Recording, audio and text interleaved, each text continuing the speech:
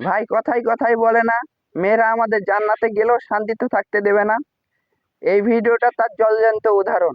বিশ্বাস না হলে দেখে আসতে পারেন। এটা উদ্ঘাটন করেই ছাড়বো।